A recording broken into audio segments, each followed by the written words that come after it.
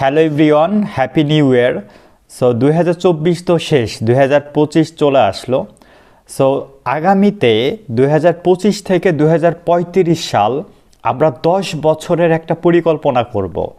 So আগামী 10 বছরের পৃথিবীতে আসলে কি হইতে পারে, আমাদের জীবনের অবস্থা কোথায় যাইতে পারে এবং আমরা আসলেই কি করা উচিত। আপনার কাছে মনে হইতেছে যে ভাই 10 বছর বাঁচবো কিনা তাই তো জানি না। সো আল্লাহর উপর ভরসা রেখেই বলতেছি কথাগুলো। আপনি হয়তো বা বেঁচে থাকলেন, কিন্তু আপনি আসলে রাইট ট্র্যাকে কাজ করলেন না বা আপনি একটা রোড ম্যাপ তৈরি করলেন না, তাহলে অবস্থা কি হবে? অবশ্যই খারাপ হওয়ার পসিবিলিটি অনেক বেশি থাকবে, তাই না? সো আমরা এই যে আমাদের জীবনটা, এই জীবনে আমরা খুবই চমৎকার একটা 5টা বিষয় নিয়ে আজকে আমরা কথা বলবো। এই 5টা বিষয় নিয়ে যদি আপনি কাজ করতে পারেন বা বুঝতে পারেন যে জিনিসটা এইভাবে কাজ করবে, তাহলে আপনার সুন্দর একটা জীবন অপেক্ষা করতেছে। সাকসেস কখনো আগামীকাল আসে না, সাকসেস কখনো 1 বছর 2 বছরে আসে না। ইনকাম শুরু আগে হয়। ধরেন আপনি একটা স্বপ্ন দেখছেন যে ভাই আমি ন্যাশনাল টিমে খেলবো, ক্রিকেটার হব। আপনার ওই ন্যাশনাল টিমে যাওয়ার আগেই কিন্তু আপনার ইনকাম কিন্তু শুরু হয়ে যাবে। আপনি আন্ডার-19 খেলেন, পরবর্তীতে জেলা টিমে খেলেন, এভাবে যখন বিভাগীয় পর্যায়ে খেলবেন তখন কিন্তু আপনাকে মানুষ টাকা দিয়ে হায়ার করবে। তার মানে ইনকাম শুরু হয় আগে, সাকসেসটা কিন্তু পরে আসে। ওই 5 বছর 7 বছর 10 বছর চেষ্টা করার পর কিন্তু মানুষ সফল হয়। সো আমরা 10 বছরের পরিকল্পনা নিয়ে কাজ করব। এই ভিডিওতে কোনো ধরনের এডিট মেডিট কিছুই থাকবে না। আপনি যদি এই ভিডিওটা শেষ পর্যন্ত দেখেন, আমরা বিশ্বাস করি আপনি অবশ্যই অনেক কিছু জানতে এবং বুঝতে পারবেন যে জীবনটা আসলে কিভাবে আমাদের এই প্ল্যানিংগুলো করা উচিত। আমরা আজকে 5টা বিষয় নিয়ে কথা বলবো আমাদের জীবনের। 1 নম্বর হইল টেকনোলজির ভবিষ্যৎ কি হতে যাচ্ছে আগামীতে। 2 নম্বর ক্যারিয়ার পরিকল্পনা। 3 নম্বর মানসিক ও শারীরিক স্বাস্থ্য। 4 নম্বর আর্থিক পরিকল্পনা। 5 নম্বর সামাজিক পরিবর্তন কি ঘটবে আগামী 10 বছর মানে সামনে, মানে ধরেন আমরা 35 সালকে টার্গেট করে আজকে কথা বলবো। সো টেকনোলজির ভবিষ্যৎ আপনার ইতিমধ্যে বুঝতে অলরেডি শুরু করে দিয়েছেন যে টেকনোলজি মানুষের জীবনে কিভাবে গ্রহণ করতেছে। সো আমরা যদি এআইয়ের কথা বলি, মেটাভার্সের কথা বলি, রোবোটিক্সের কথা বলি, ক্লিন এনার্জির কথা বলি, এর ভূমিকাগুলো আসলে কেমন হবে।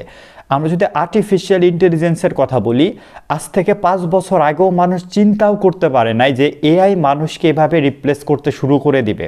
আপনি দেখেন চ্যাটজিপিটি শুরু হইলো 2022 সালের শেষের দিক মেবি। সো চ্যাটজিপিটি আসার পর কি হইলো? চ্যাটজিপিটি আসার পর মানুষের ব্যক্তিগত জীবনের অনেক সময় কিন্তু সে বাঁচিয়ে দিচ্ছে, তাই না? সো আমরা একটু বুঝি যে আর্টিফিশিয়াল ইন্টেলিজেন্স আসছে কিসের জন্য। আর্টিফিশিয়াল ইন্টেলিজেন্স আসার আরেকটা উদ্দেশ্যই কিন্তু মানুষের ব্যক্তিগত জীবনের সময় বাঁচানো। আপনি একটা জিনিস দেখেন, আপনি এখন যদি একটা ইমেইল তৈরি করতে চান, বিজনেস বা প্রফেশনাল মেইল আপনি তৈরি করবেন, ওই মেইলটা তৈরি করতে আপনার সময় লেগে যাবে 2 ঘন্টা, মানে 1 ঘন্টা। অত লাগবে না, আমি একটু বেশিই বলে ফেললাম, সময় লাগবে, তাই না? বাট আপনি যদি এখন চ্যাটজিপিটিটা বলেন আপনার সব ডেটা দিয়ে যে ভাই আমার নাম অমুক, আমি ওইখানে ইমেল করতে চাই, সো তুমি রাইটে প্রফেশনাল একটা ইমেইল তুমি আমারে তৈরি করে দাও।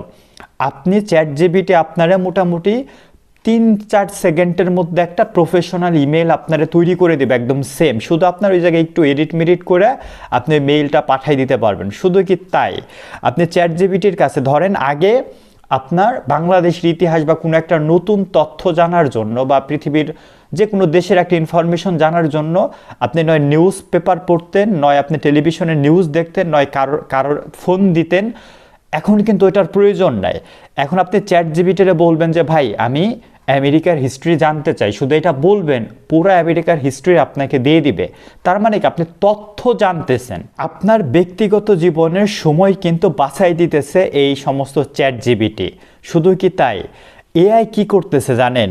অ্যাডোবি ফায়ারফ্লাই যে টুলসগুলো আছে, অ্যাডোবি ফায়ারফ্লাইতে আপনি যান, আপনি কিন্তু এখানে ইমেজ জেনারেট করতে পারবেন। আপনি একটা ইমেজ এখন তৈরি করতে অনেক কাহিনী, আগে একটা ছবি তোলা, এডিট করা অনেক ব্যাপার ছিল, তাই না? এখন আপনি শুধু অ্যাডোবি ফায়ারফ্লাইতে গিয়ে আপনি কমান্ড করবেন যে ভাই আমার একটা ইমেজ তৈরি করে দাও, ভাই 10 সেকেন্ডের মধ্যে আপনার একটা ইমেজ সে জেনারেট করে দিবে। আপনি ক্যানভার কথা বলেন, ক্যানভার টুলস আপনি যখন ইউজ করবেন, সফটওয়্যারটি ইউজ করবেন, ক্যানভার ভিতরে যান। আপনি এখন প্রফেশনাল ইউটিউবের জন্য লোগো, আপনি কভার ফটো, ফেসবুকের পোস্ট, ইনস্টাগ্রাম মানে সোশ্যাল মিডিয়া, সামাজিক যোগাযোগ মাধ্যমের জন্য যত ধরনের পোস্ট, ব্যানার, ডিজাইন, লোগো আছে সব কিছু আপনি ক্যানভার মাধ্যমে তৈরি করতে পারবেন। এই জিনিসটাকে আমরা চিন্তা করতে পারতাম না। এখন দেখেন মানুষ ইউটিউবে থাম্বনেল কিভাবে ক্যানভার মাধ্যমে প্রফেশনাল বেস্ট থাম্বনেল কিন্তু তৈরি করে ফেলতেছে। তার মানে কি? তার মানে আর্টিফিশিয়াল ইন্টেলিজেন্স আমাদের জীবনের, ব্যক্তিগত জীবনের অনেক কাজকে সহজ করে দিচ্ছে। এখন আমরা মেটাভার্স নিয়ে কিছু একটা জানি বা বোঝার চেষ্টা করি। মেটাভার্স মানে আমরা ভার্চুয়াল রিয়েলিটি সম্পর্কে আগে থেকে শুনে আসতেছি যে ভাই পৃথিবী ওই জায়গায় যাবে। সো মানুষ এই মেটাভার্স যখন এই জিনিসটা আসা শুরু করবে, মানে সিম্পলভাবে সবার জীবনে চলে আসবে, তখন কয়েকটা জায়গায় এটার খুবই দারুণভাবে উন্মোচন ঘটে যাবে। তার মধ্যে হলো ব্যবসা, শিক্ষাদান ও বিনোদনের নতুন দিকগুলো আসলে ওপেন হয়ে যাবে। যখনই মানুষ মেটাভার্স ভার্চুয়াল জগতে প্রবেশ করবে তখন খুব মানুষ ইজিতে, মানে শিক্ষাদানের যে একটা এখন যে প্রক্রিয়া ট্রেডিশনাল, এই জিনিসটা হুট করে চেঞ্জ হয়ে যাবে। ব্যবসার ক্ষেত্রে মানুষ ব্যবসায়িক চিন্তাগুলা তৈরি হবে। আপনি বিনোদনের ক্ষেত্রে এই জিনিসটাও কিন্তু মেটাভার্স কিন্তু খুব দ্রুত, যখন অলরেডি চলে আসছে, বাট এটা যখন ব্যক্তি জীবনে চলে আসা শুরু হবে তখন কি হবে, এই জিনিসটা কিন্তু সারা পৃথিবীকে চেঞ্জ করা শুরু করবে। রবোটিক্স হইল আমাদের জীবনের অনেকগুলা কাজ সহজ করে দিবে। তার মধ্যে হইল আমাদের প্রতিদিন আমরা যে কাজগুলা করি, মানুষ কিন্তু আস্তে আস্তে কিন্তু অলস হচ্ছে, এটা কিন্তু সত্য কথা। মানুষ যে খুব অ্যাক্টিভ হইতেছে, এই প্রযুক্তির নেগেটিভ একটা সাইড কিন্তু, যে মানুষ এখন কাজ করতে চায় না, মানুষ এখন সব কিছু অটোমেটিকভাবে বুঝতে চায় বা জানতে চায়। সো মানুষের এই যে প্রতিদিনের কাজগুলা আছে, এই কাজগুলা রবোটিক সহজ করে দিবে।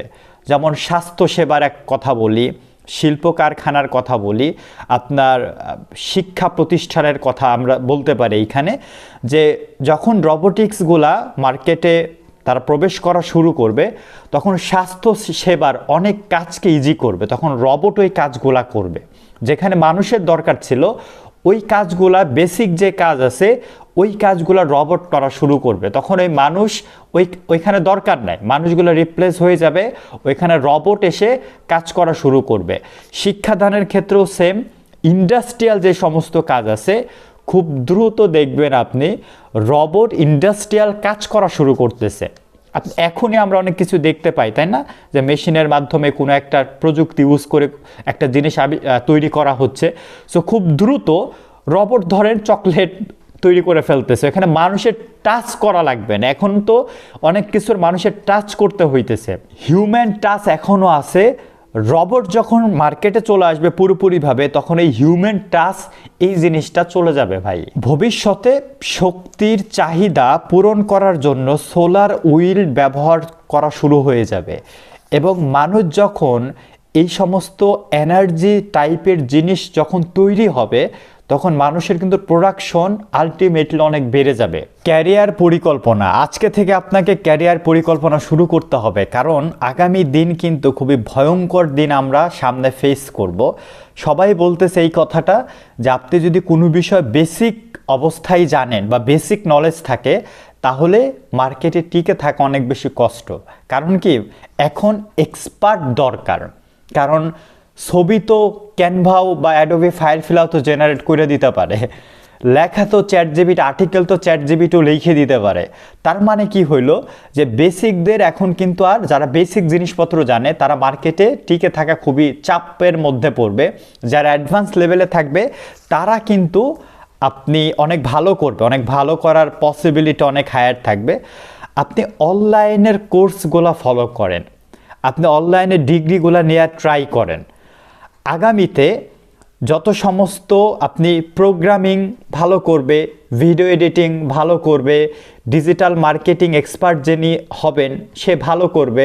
আপনার যে কোনো একটা বিষয় এক্সপার্ট হইতেই হবে, এক্সপার্ট ছাড়া বেসিক হইলে এখানে টিকার পসিবিলিটি অনেক কম। সো এই সমস্ত স্কিলগুলো আপনি শিখে ফেলেন, যেটা আপনার ফিউচারে আপনাকে অনেক বেশি নিরাপদ রাখবে। সো প্রযুক্তির দুনিয়ায়, প্রযুক্তিতে যে সমস্ত ক্যারিয়ার আছে, আপনি অনলাইনে একটা ব্যবসা দাঁড় করান, এই ব্যবসাটা এখন আমরা সবাই দেখতেছি যে অনলাইনে অনেক মানুষ ভালো ব্যবসা দাঁড় করাই ফেলতেছে। আপনি একটা কোম্পানি কিন্তু দাঁড় করাই ফেলতে পারেন। সো আপনার এই ক্যারিয়ারের উপর একটা লং টাইমের পরিকল্পনা রাখতেই হবে। 3 নম্বর যে বিষয়টা, মানসিক ও শারীরিক স্বাস্থ্য। আমরা প্রযুক্তির কথা বলতে বলতে, ক্যারিয়ারের কথা চিন্তা করতে করতে দিন শেষে কিন্তু আমরা মানসিক ও শারীরিক স্বাস্থ্যের কথা ভুলে যাই। একটা জিনিস চিন্তা করেন, আপনি যদি সুস্থই না থাকেন, এত টাকা পয়সা ধন সম্পত্তি দিয়ে কি হবে? তার মানে কি হলো, শারীরিক মানসিক সুস্থতা সবার আগে। মানুষ মনে করে যে শারীরিকভাবে অসুস্থ হইলে তাকে আমরা অসুস্থ বলি, কিন্তু আসলে কিন্তু মানসিকভাবেও মানুষ অসুস্থ হয়। শারীরিক সুস্থ কিভাবে, প্রাকৃতিক উপায়ে আপনি শারীরিক সুস্থ থাকবেন, এই বিষয়ে আমাদের চ্যানেল অলরেডি আলাদা একটা প্লেলিস্টই আছে। আমাদের এই চ্যানেলে এই বিষয়ে তো কথা বলার কথা ছিল না, কিন্তু আমরা চিন্তা করলাম যে ভাই, সফলতা, মানুষ সফলতা পাবে আজ হোক কাল, কিন্তু সে যদি অসুস্থ হয়ে যায় তাহলে তার এই সফলতা দিয়ে কি করবে? টাকা দিয়ে কি কখন সুস্থতা কিনা যায়? টাকা দিয়ে কখনোই সুস্থতা কিনা যায় না। ওই ভিডিওগুলো আপনি ফলো করেন যে প্রাকৃতিক উপায়ে কিভাবে আমরা সারা জীবন সুস্থ থাকবো।